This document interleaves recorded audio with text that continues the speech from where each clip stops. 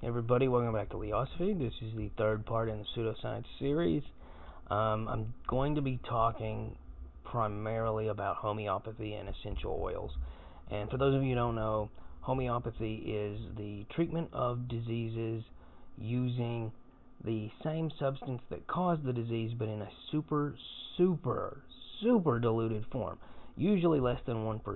So, like, let's say someone has a allergic response to dogs. Well, then making something that is 99.9% water and 0.1% dog dander, or if somebody has kidney stones, the consumption of a 1% solution containing said compound that comprises the kidney stone will treat that underlying condition.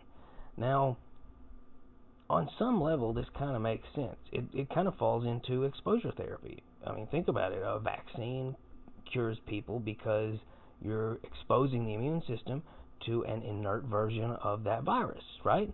So you're using the virus to treat the virus. And likewise, allergy therapy. You're exposing a person to compounds that cause an allergic response, and as such get you the immune system accustomed to those compounds as not being a threat, and treat the underlying condition. So that much we do know. You can use one thing to treat the illness or response associated with that thing, and it tends to fall under the immune response. Essentially, you're training your immune system to respond a certain way to a certain stimulus. That makes perfect sense.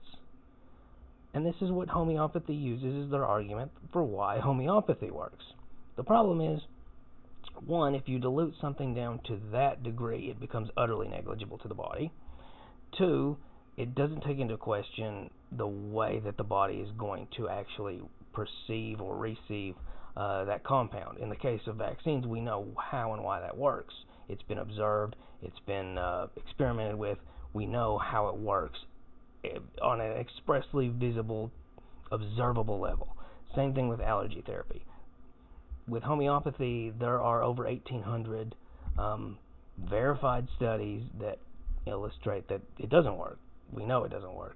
If you give someone with dog allergies that kind of compound, it's 1% dog or whatever, or 0.1%, their allergies won't improve. We know that. We've experimented numerous times. It doesn't work. Same thing with the kidney stone thing I just said.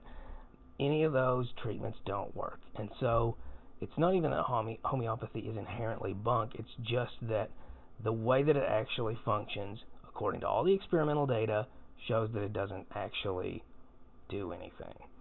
And that's why it's pseudoscience, because the people who claim that it does work and the people who charge for their services to make use of it, they're lying. They are inherently being fraudulent. Sorry. Moving on from homeopathy to essential oils. Essential oils smell lovely, and that's about all you can say about them.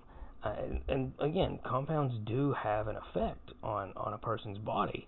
Lavender, for example. Heck, I use lavender essential oils, not even going to lie. I think it's very relaxing to smell, and it's very pleasant.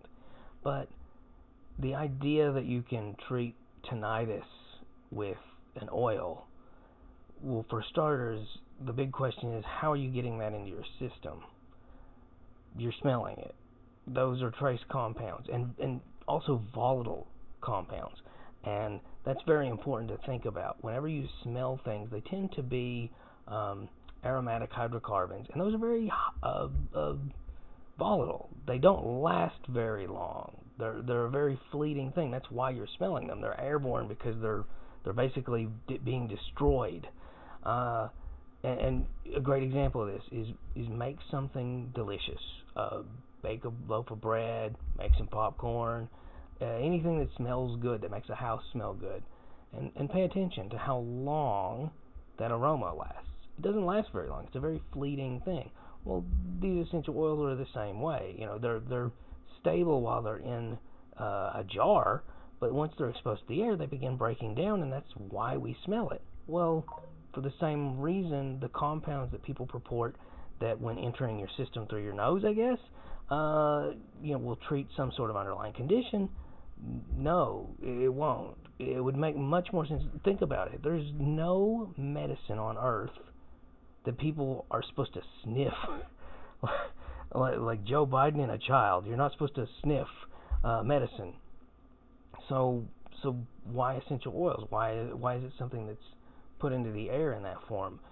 Surely, if it worked the way that people say it does, then like a lot of, for example, asthma medicines, it would be something that you would inhale, right?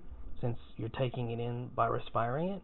But that's not how it works. And also, if you did that, by the way, if you actively use like a nebulizer or an essential oil, you would coat your lungs with a hydrophobic substance, and you would almost certainly die. It's not a good idea. So yeah, the bottom line is they smell good, but all the data suggests that they don't actually do most of the things they're purported to do. By the way, that's not even an argument against them. I think they smell great. I think that they're really nice to have. I'm not against people using them. And I even think there are a few therapeutic benefits for them, mostly on a psychological level. But again, the data that people are throwing out there about how it can be used to treat X and Y and Z, there's no evidence for it, none, and there's lots of evidence to the contrary. So it's one of those things that definitely falls under this sphere of pseudoscience, you know.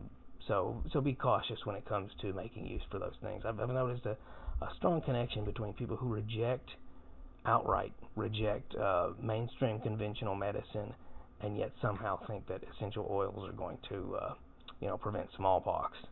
But yeah, that's all I got for this episode. This is a short one. Usually they run at least 10 minutes, but it's so cut and dry that there's not much of a healthy debate available for either of these two systems. Acupuncture, there's evidence that it works. Acupressure, same thing. Massage, same thing. Even chiropractic, which is under a lot of scrutiny, because it does fall into a lot of pseudoscientific realms of thought, it still works for a lot of things, and that's observable. In the case of homeopathy, none of it works, and in the case of essential oils, it works for, stress or some sort of psychological response. It doesn't work for rheumatoid arthritis or a virus or anything. If you want to make use of an orange, eat an orange. The vitamin C is better for you than the essential oils in the peel. So yeah, like, share, subscribe, keep asking questions. Bye.